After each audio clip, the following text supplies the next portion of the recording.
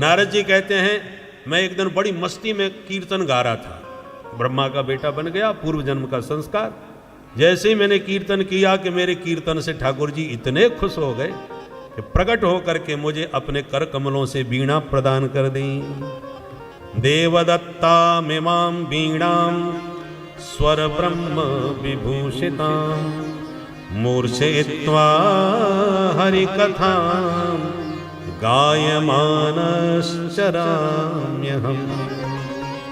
नारद जी कहते गोविंद ने यह वीणा मुझे प्रदान करी और कहा पुत्र इस वीणा पर मेरे नाम के गुणगणों का गान करते हुए तुम पूरे ब्रह्मांड में विचरण करो।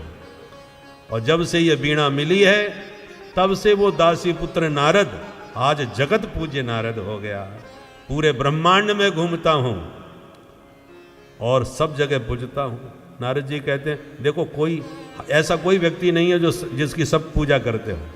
ये केवल नारद जी ऐसे हैं कि असुरों में जाएं, दैत्यों में जाएं, राक्षसों में जाएं, देवताओं में जाएं, मानवों में आएं, कहीं भी जाएं बाबा की सब जगह पूजा हो रही है। नारद जी कहते हैं ये है भजन का चमत्कार कि जब से गोविंद के गुण गाए तब से जगत पूज्य नारद हो गया ये दासी पुत्र नारद। इसलिए अनुभव की बात कह रहा हूं व्यास जी, आप भी गोविंद के गुण गाओ, फिर देखो जीवन का क्या चमत्कार है। तो नारद जी का ये वचन सुन के हमको भी कभी कभी स्मरण आता है कि हम मेरे गांव देहात में जन्म लिए और फिर वृंदावन में पढ़ने चले गए और बस हमारा कोई जीवन का लक्ष्य ही नहीं था कि हम कभी भगवान के गुण गाएंगे या कथा कहेंगे, दूर दूर तक कोई विचार नहीं था। पर धर्म सम्राट श्री स्वामी कृपात्री जी महाराज के विद्यालय में पढ़े, स्वामी जी ने आदेश दिया कि 1 घंटे की भागवत कथा प्रतिदिन हुआ करेगी और विद्यार्थियों को बैठना अनिवार्य है। इसलिए हम बैठने लगे और बैठ करके सुनते सुनते हम 6 साल तक रहे छात्रावास में। तो 2 वर्ष में 1 भागवत की आवृत्ति हो जाती थी, तो 3 आवृत्ति बैठे बैठे हो गई वहीं छात्रावास में 1 घंटे की कथा से।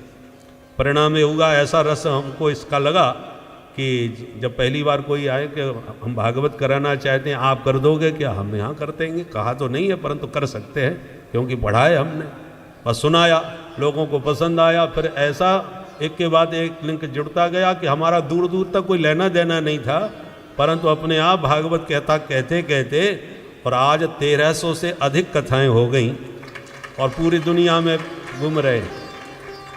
और यहाँ के बाद भी अब सीधे अमेरिका जाएंगे और पूरे 2-2.5 महीने तक उधर कनाडा आदि देशों में घूमना होगा।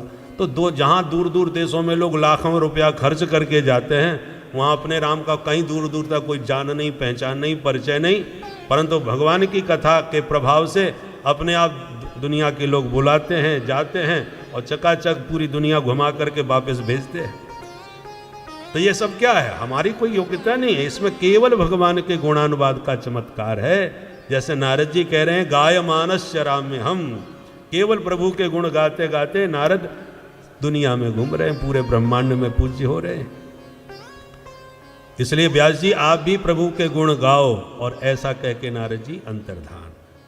व्यास जी को तुरंत कमी समझ में आ गई जो अभी समझ में नहीं आ रही थी कि मैंने विधि निषेध की बातें तो बहुत करी, कर्मकांड की बातें बहुत करी, पर प्रभु के गुणानुवाद कहीं भी नहीं गाए।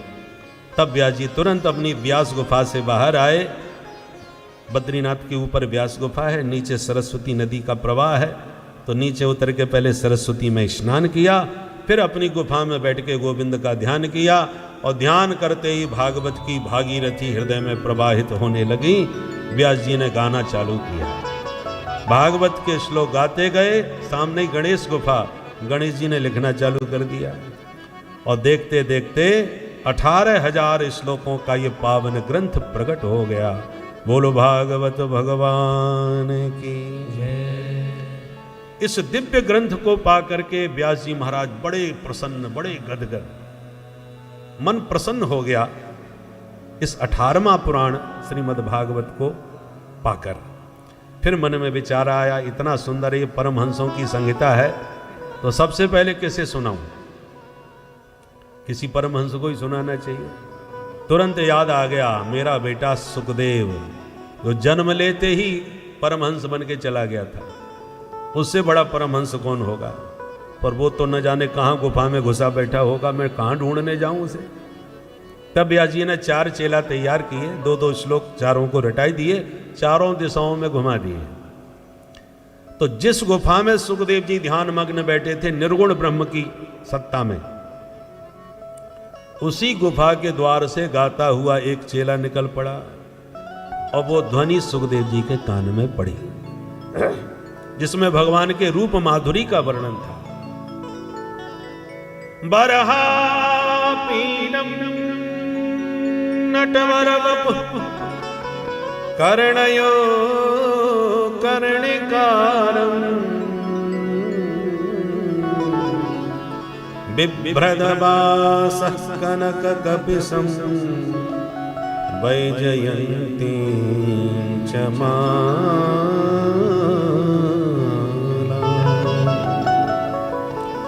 रन्ध्राण वेणो रधर सुधया पूरयन् गोप ब्रह्मदै वृन्दारण्यं स्वपदरमणं प्राविशद गीत की।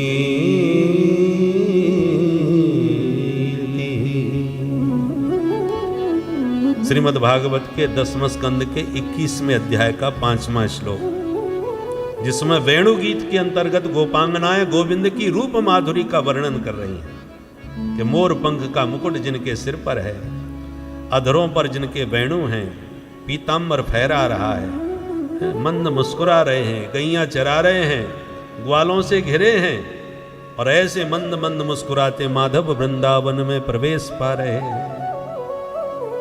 सुखदेव जी के कान में जैसे ये ध्वनि गई कि मोर मुकुट बंसी वाला उनके चित्त पर चढ़ गया, उनके हृदय में उतर गया।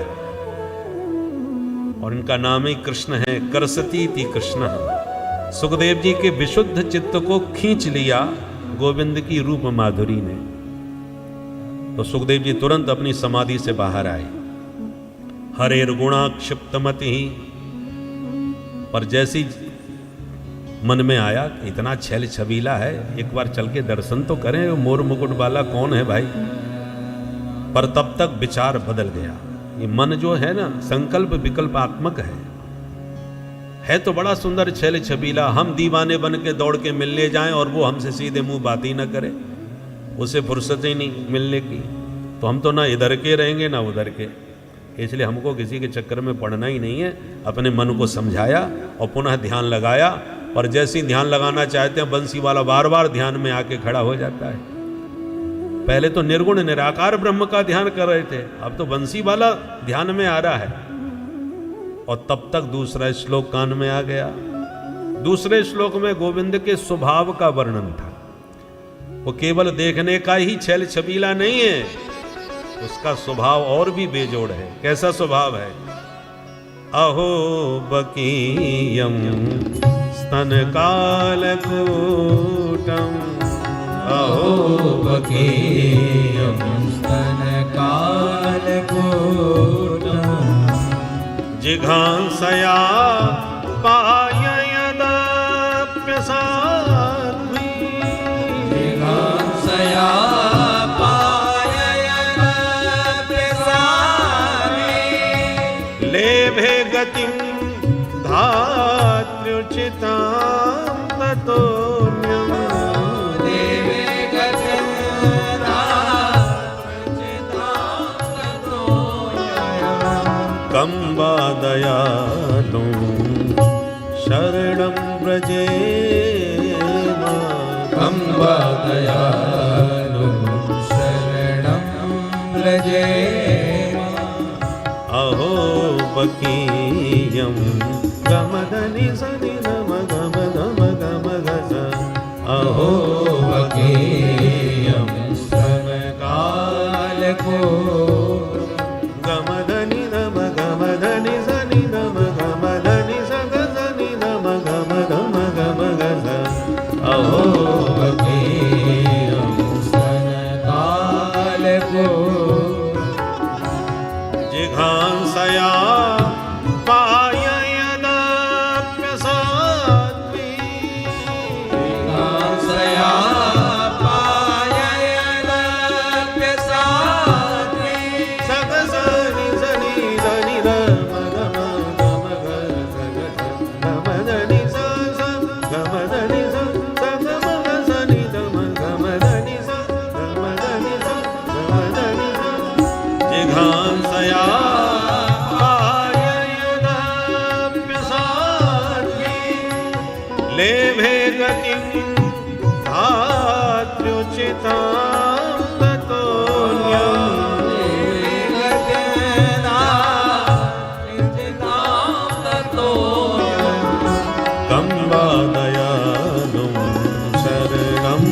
भजे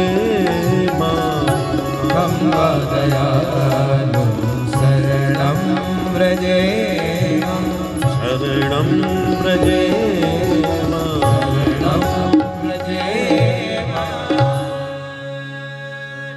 इस श्लोक का भाव है कि अहो आश्चर्यम इयम बकी असाध्वी अपि। बकी माने पूतना। कितने आश्चर्य की बात है कि जो राक्षसी पूतना प्रभु को विषपान करा के मारने की दुर्भावना के साथ आई थी।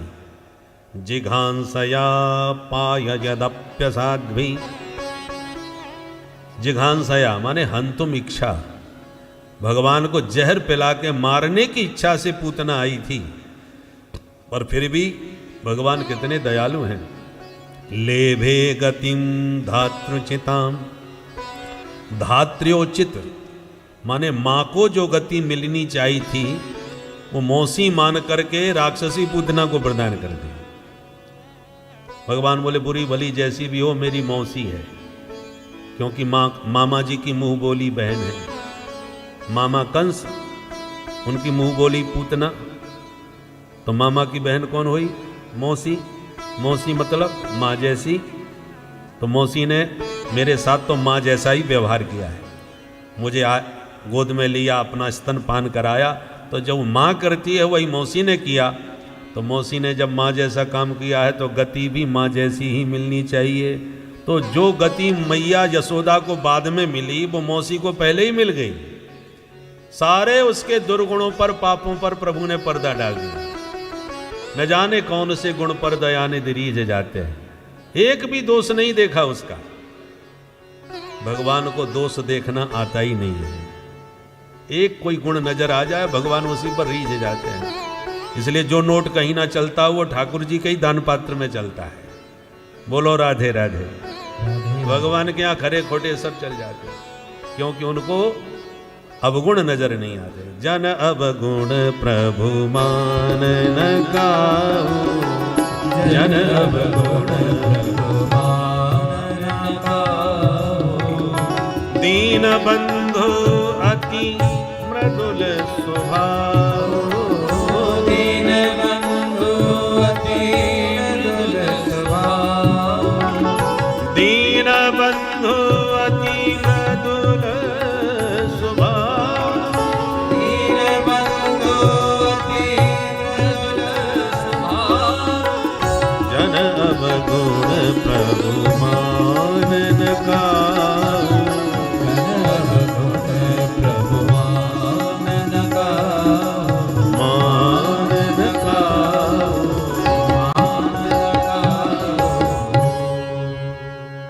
तो इस प्रकार जब ये श्लोक सुना सुखदेव जी ने तो एकदम दीवाने हो गए कि भाई इतना सुंदर और इतना सरल स्वभाव। तो हरे गुणा क्षिप्तमति भगवान वादरायणी। गोविंद के गुणों ने दीवाना कर दिया सुखदेव जी को। दौड़े दौड़े बाहर आए गुफा से, भैया बड़े प्यारे प्यारे श्लोक गाए, जरा दो चार और गुनगुनाओ, बड़ा आनंद आया। चेला ने हाथ जोड़ के कहा हमारे गुरुजी ने बस दो ही सिखाए थे, हमने आपको दोनों सुना दिए भाई। अब ज़्यादा सुनने का मन हो तो चलो हमारे गुरुजी के पास। कहाँ है भैया, ले चलो। और तब भागे भागे सुखदेव जी आए और अपने पूज्य पिता के चरणों में प्रणाम किया। क्या प्रभु ये प्रसाद जो इनको मिला है वो मुझे भी मिलेगा क्या? तुरंत सुखदेव जी को गले लगा लिया व्यास जी महाराज ने, और मन में सोचने लगे इसके लिए पागल बना मैं भाग रहा था इसके पीछे पीछे, और धन्य है प्रभु के गुणों का चमत्कार जो खुद ही खिंचा हुआ मेरे पास आ गया चुंबक की तरह। मछली पकड़ने वाले क्या करते हैं, एक डोर में एक कांटा लगाते हैं टेढ़ा, और कांटे में आटा लगाते हैं। जहां पानी में डाला मछली आटा खाने आई, कांटे में फंस गई। और मछली को फंसाने वाला जो कांटा होता है वो कैसा होता है? ऐसा, जैसे कृष्ण शब्द में का के नीचे री लगाई जाती है ना, बिल्कुल कांटा उसी रिकार की तरह होता है। ऐसे ही ये कृष्ण जी, कृष्ण कन्हैया भी हैं, ये भी तीन जगह से टेढ़े रहते हैं। इन्हें भी फंसाने के लिए रहते हैं। अपने चितवन से, अपनी रूप माधुरी से, अपनी गुण माधुरी से, एन केन प्रकारेण जीव का मन रूपी मछली जो संसार सरोवर में किलोले करता भाग रहा है, तो गोविंद अपने गुण गणों से जीव के चित्त को, मन को मछली की तरह फंसा करके खींचते हैं बंसी बजा के। वैसे मल्लाहों की भाषा में उस कांटे को बंसी कहते हैं। बंसी में मछली फंस गई। हमारा जन्म नदी किनारे है, इसलिए हमने नदी में खूब बचपन से नहाए धोए, तो वहाँ देखे हमने मल्लाह कहते थे हमारी बंसी में मछली फंस गई। तो ये भी बंसी वाले हैं, ये भी हमारे मन रूपी मछली को फंसाने के लिए ही प्रकट हो गए हैं। बोलो राधे राधे।